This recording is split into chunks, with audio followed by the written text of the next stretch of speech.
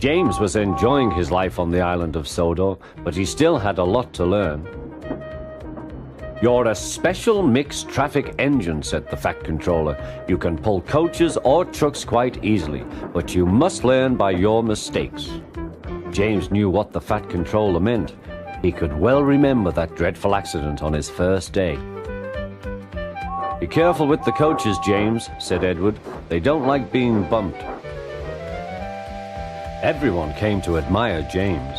"I'm a really splendid engine," he thought, and suddenly let off steam.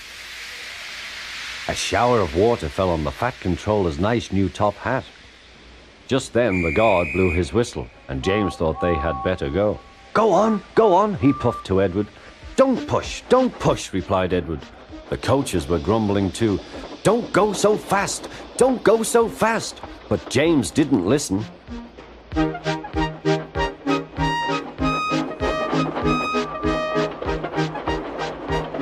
When at last they stopped at the next station, 2 coaches were beyond the platform. They had to go back to let the passengers out. But no one seemed to know about the Fat Controller's top hat, though James felt happier. Presently they came to the station where Thomas was waiting with his 2 coaches. "Hello, James," said Thomas. "Feeling better?" "That's right." "Oh, that's my guard's whistle. I must go. I don't know what the Fat Controller would do without me to run this branch line," and he puffed off importantly. Edward and James passed the field where James had had his accident. The fence was mended and the cows were back again.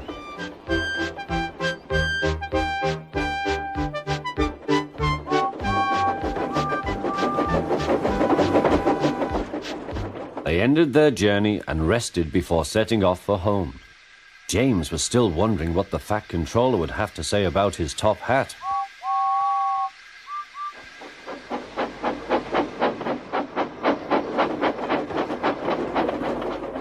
Next morning, the Fat Controller spoke severely to him.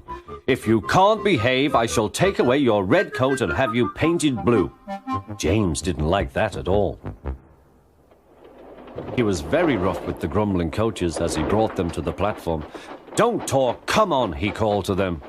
"Gordon never has to fetch his own coaches," he thought to himself, "and he's only painted blue." To make James even more cross, this time no one came near him. "I'll show them," he thought. "They think Gordon is the only engine who can pull coaches."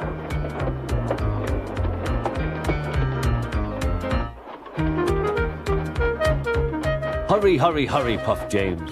You're going too fast, replied the coaches. James laughed and tried to go faster, but the coaches wouldn't let him. "We're going to stop," they said. "We're going to stop."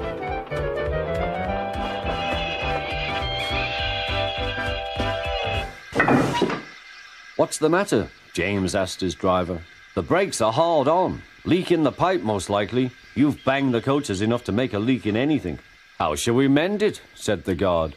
"We'll do it with newspaper and a leather bootlace," replied the driver. "Well, where is the bootlace coming from?" asked the guard. "Ask the passengers," said the driver.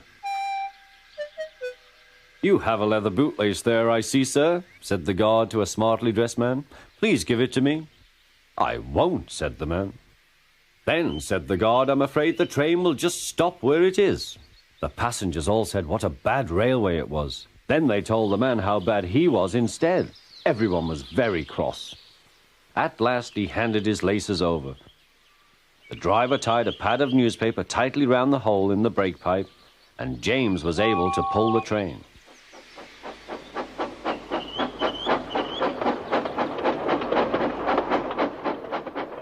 But he was a sadder and wiser James, and took care never to bump coaches again.